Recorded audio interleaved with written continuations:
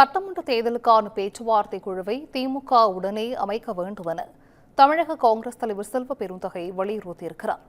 டெல்லியில் செய்தியாளர்களிடம் பேசிய அவர், ராகுல் காந்தி, கார்கே உள்ளிட்டோரின் பயண திட்டங்கள் தயாராக இருப்பதாகவும் தெரிவித்தார்.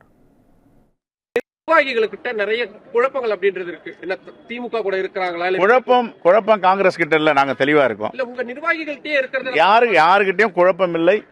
இன்னைக்கு எல்லோரும் பகிர்ந்து கொண்டது, இன்னும் கமிட்டி, இந்த தேர்தல் பணிக்குழு, இந்த பேச்சுவார்த்தை நடத்துக்கான நெகோசியேஷன் கமிட்டி இன்னும் நியமிக்கலன்றது தான் எல்லோரும் வருத்தப்பட்டு சொல்லிட்டு இருந்தாங்க. என்னன்னா, ஒரு 5 ஆண்டுகளுக்கும் தேர்தலுடைய பரிணாம வளர்ச்சி, எலெக்ஷன் ப்ராசஸ் எல்லாம் சேஞ்ச் ஆகிட்டு இருக்கு. இப்போ பார்த்தீங்கன்னா எல்லாம் ரொம்ப அட்வான்ஸாக களத்துக்கு போகிறாங்க. காங்கிரஸ் தலைவருடைய வேதனை இன்னைக்கு நாங்கள் பேசுனது என்னன்னா, லாஸ்ட் மினிட்ல போயிட்டு ப்ராசஸ் பண்ணி கேண்டிடேட்லாம் செலெக்ஷன் ப்ராசஸ் போயிட்டு களத்துக்கு அனுப்புறது எங்களுக்கு நிறைய படிப்பினை உண்டு. பீகாரில், ராஜஸ்தானில், குறிப்பாக இப்போ கடந்த தேர்தலில் மகாராஷ்டிராவில், ஜார்க்கண்டில் லாஸ்ட் மினிட்ல எதுவும் பண்ண முடியாமல் போயிடுது. அதனால் இந்த அனுபவத்தெல்லாம் வச்சு முன்னதாகவே நம்ம பேச்சுவார்த்தையில் ஈடுபட்டு அந்தந்த யாருக்கு என்ன தொகுதிகள் ஒதுக்கப்படுகிறதோ எல்லா 234 தொகுதியிலும் பணியாற்ற வேண்டும்.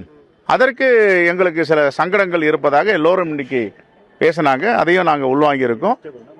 எங்களுடைய கோரிக்கைன்னா, மாண்பு முதலமைச்சர் அவர்களுக்கு, திராவிட முன்னேற்ற கழகத்தின் தலைவருக்கு உடனடியாக இந்த கமிட்டியை நியமிக்க வேண்டும் என்றுதான் எங்கள் எல்லோருடைய தலைவருடைய கருத்து. ஏனென்றால் அடுத்த கட்டத்துக்கு போயிடணும், எலெக்ஷன் ஃபீல்டுக்கு போயிடணும், நாம தேர்தல் களத்தில் போய் நிற்கணும். பிரதமர் தொடர்ச்சியா தமிழ்நாட்டுக்கு வராரு, ஹோம் மினிஸ்டர் வராரு. ஆனா காங்கிரஸ் கட்சியிலிருந்து இன்னும் டெல்லி மேலிட தலைவர்கள் யாரும் தமிழ்நாட்டுக்கு வரல.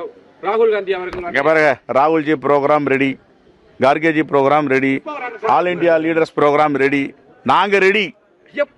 நாங்க நெகோசியேஷன் ஆயிட்டு சீட் ஷேரிங் எல்லாம் முடிஞ்சா தானே கூட்டு வர முடியும். எங்களுக்கு இதெல்லாம் தடைபெறுதில்லை, எங்க ப்ராசஸ் எல்லாம் அப்படி நிக்கிறது இல்ல.